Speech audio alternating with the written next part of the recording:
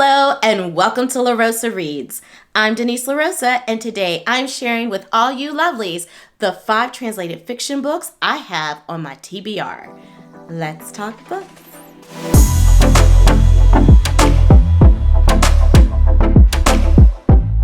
Hi.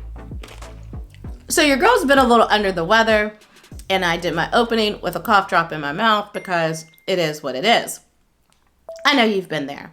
'Tis the season, so let's just move on. Today, I am super excited to share with you all that I am taking steps towards my goal of reading translated fiction books this year. So what are translated fiction books? Now, I may be preaching to the choir if you're regular booktube watchers, booktubers yourself, book lovers, but I always like to educate or define things. I don't want to take for granted that everybody knows these things. Maybe because I'm a teacher. So, the official definition of translated fiction is the following: the exchange of the social experience of individuals in the fictional world with readers in another culture or society. I love that. That sums up translated fiction. Last year, the Booker Prizes did a little write-up on why we should be celebrating translated fiction, and I thought I would share a little bit from that article with you. Oh, cool. So these are translators that are sharing their reasons why they think we should celebrate translated fiction. Since the dawn of language, human beings have told stories so that they can share their thoughts, their experience, their history, their culture.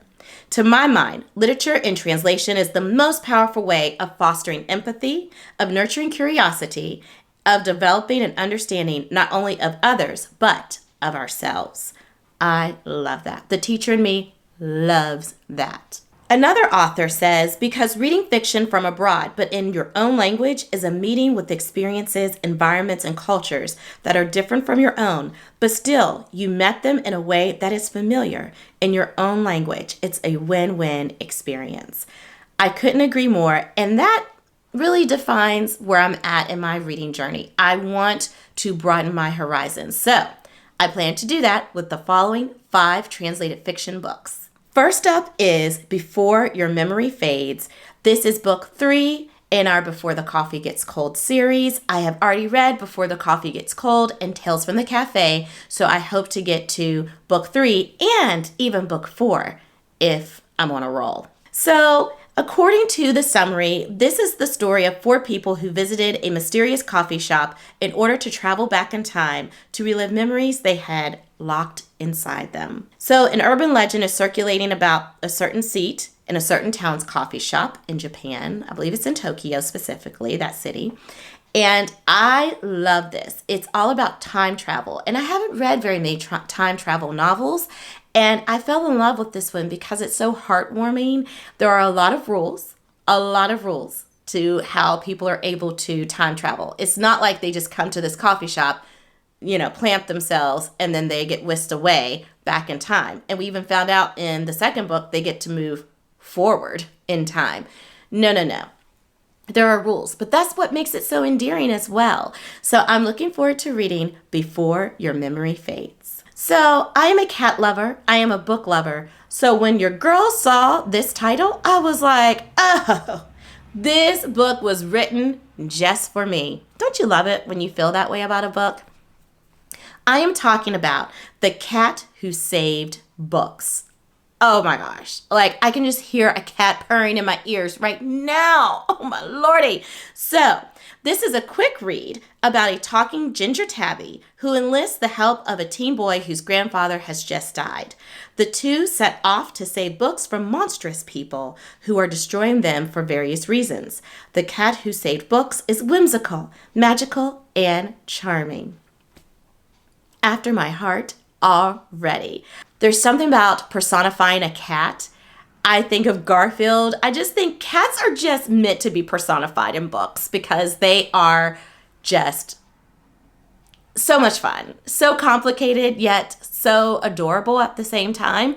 I am so excited to read The Cat Who Saved Books. So I need more books in my life, and I need more books about books. So book number 3 in my translated fiction extravaganza is titled, What You Are Looking For Is in the Library. Of course it is. Us book lovers know that already, don't we? So I am here for this one. So the summary states, what you are looking for is in the library is about the magic of libraries and the discovery of connection. Oh, books and connection. Oh my goodness. After my heart. I'm clutching the pearls with all of these books. They're just going to give me all the feels. I can feel it in my bones because I haven't done that in a while. This inspirational tale shows how by listening to our hearts, seizing opportunity, and reaching out, we too can fulfill our lifelong dreams. Oh my goodness, y'all. There's like a little tear coming down already. They're just welling up. I cannot wait to read this book. 2 more to go, and the next one is titled Shokos Smile. In crisp, unembellished prose, the author paints intimate portraits of the lives of young women in South Korea, balancing the personal with the political. In the title story, a fraught friendship between an exchange student and her host sister follows them from adolescence to adulthood. Wow, okay. I'm loving this already. I'm wondering, I can see that it starts from adolescence to adulthood, so we're definitely on the journey with these 2 women, and I am here for it. I just love the cover. It's so endearing. I'm just in love with these translated fiction novels already. They're just so endearing and so heartwarming. Shoko Smile, here I come. And finally, this is a book that's been on my TBR for a while now, and it is high time that I grab it. And it is titled Xiang Born 1982. Now, what lured me to this book was the title, 1982. I was born in the early 80s, so I was totally curious to know, what is happening in this book. And then whenever I read the summary, I was like, oh, that is not what I thought this book was going to be about. So let me read the summary to you right now. The storyline centers on a housewife who becomes a stay-at-home mother and later suffers from depression. It focuses on the everyday sexism the title character experiences from youth. As someone who is a stay-at-home mother, a work-from-home mother, and now a working mother,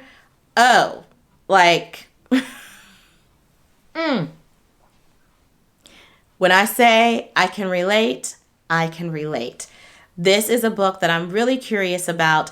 Now, when I dug a little deeper, I found out that there is a specific mental illness that the main character is struggling with, and it's known as dissociative disorder, whereby she becomes other women from time to time.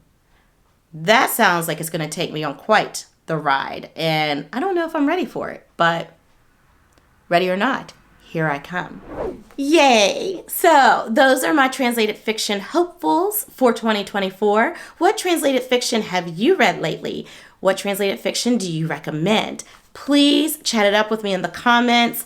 I don't have a specific area of the world that I'm focused on. I'm just starting on this journey, embarking on this journey to just grab books that are speaking to me. I'm not really trying to travel the world per se, but I do hope to make this a regular part of my reading routine.